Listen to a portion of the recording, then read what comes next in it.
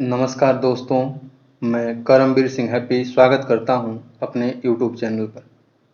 दोस्तों, अगर चैनल को सब्सक्राइब नहीं किया है तो सब्सक्राइब करें और ज़्यादा से ज़्यादा लोगों को शेयर करें।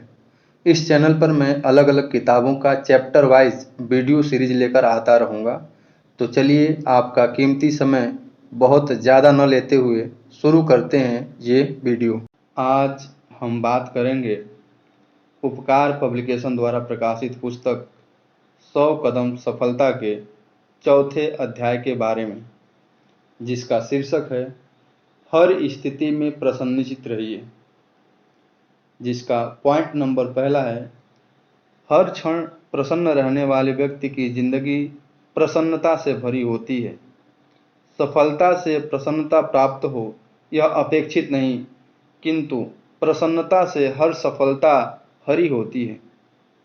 वस्तुतः प्रसन्नता संपन्न व्यक्ति ही वास्तविक संपन्नता को उपलब्ध हो सकता है। आनंद से भरा व्यक्ति ही जीवन की सार्थकता को उपलब्ध हो सकता है। सदैव प्रसन्न रहना और लोगों को प्रसन्न रखना एक बहुत बड़ी कला है।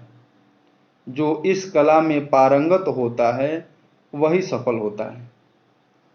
पॉइंट नंबर दूसरा है, प्रसन्नता भीतर से आनी चाहिए, लेकिन यह तब ही संभव है जब भीतर रिक्तता हो। यदि आप भीतर से प्रसन्न होंगे तो प्रसन्नता की झलक आपके चेहरे पर स्वतः ही झलक उठेगी और तब आसपास के वातावरण में प्रसन्नता की फुलवारी महक उठेगी। ऊपर से ओढ़ी हुई प्रसन्नता का सहारा मत लीजिए और लोगों की बनावटी प्रसन्नता के धोखे में कभी मत आइए। पॉइंट नंबर तीसरा है, जो अपने काम के साथ गाना भी गाता हो वो सबको भाता है। वैसे तो काम करना ही प्रसन्नता की बात होनी चाहिए।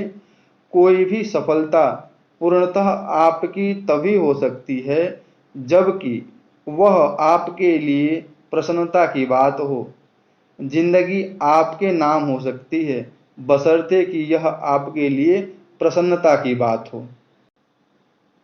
पॉइंट नंबर 4, परमात्मा ने अपनी अनुपम कृति के रूप में मानव शरीर का सृजन किया और उसमें एक पवित्र आत्मा का प्रावधान कर दिया।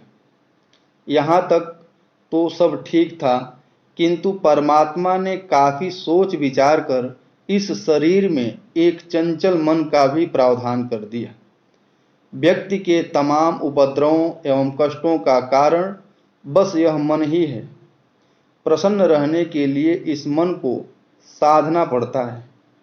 अतः तन से ही नहीं मन से भी प्रसन्न रहिए, मन से ही नहीं दिल से भी प्रसन्न रहिए, दिल से ही नहीं दिमाग से भी प्रसन्न रहिए। यही समग्रता है, समग्रता ही सफलता है। पॉइंट नंबर 5, प्रसन्नता उतनी ही सहज एवं स्वाभाविक है जितनी कि हमारी श्वास है। हंसने और रोने के लिए किसी भाषा की आवश्यकता नहीं होती। सबका हंसना और रोना एक सा ही होता है। आदमी ही नहीं, दुनिया का हर प्राणी हंसने और रोने को आसानी से समझ लेता है। इसलिए सदैव प्रसन्न रहिए। आपकी प्रसन्नता आपके लिए ही नहीं, सबके लिए ही प्रसन्नता की बात है। प्रसन्नता केवल अभ्यास की बात है। इसके लिए कुछ भी खर्चने की आवश्यकता नहीं होती। प्रसन्नता तो जितनी लुटाओ उतनी ही लौट कर आती है। पॉइंट नंबर 6 है, जब आप ऐसा काम करने में सफल हो जाते हैं जिसके लिए आप आश्वस्त नहीं थे या जिसके लिए दूसरों को आपकी क्षमता पर विश्वास नहीं था, तब आपको सबसे बड़ी प्रसन्नता होती है। लेकिन यह तब ही संभव है जब आप काम करते समय निरंतर आनंद में उतरते रहें। आनंद में उतरते हुए आनंद को काम में और काम को आनंद में रूपांतरित करते रहें। पॉइंट नंबर 7, प्रसन्नता का रहस्य जिज्ञासा में छिपा होता है और जिज्ञासा का रहस्य सफलता में। किंतु यह भी सच है कि सफलता का रहस्य प्रसन्नता में छिपा होता है। वस्तुतः वही सफल हो सकता है जो अपनी और दूसरों की प्रसन्नता का रहस्य समझता हो। हर परिस्थिति में प्रसन्न रहना ही व्यक्ति की सबसे बड़ी संपत्ति है। यही बैंक बैलेंस है, यही जमा पूंजी है। जब भी आप किसी को याद करते हैं, उसका हंसता हुआ चेहरा ही याद आता है। रोते हुए चेहरे को कोई भी याद नहीं रखना चाहता। पॉइंट नंबर 8, हम केवल वर्तमान में ही प्रसन्न हो सकते हैं।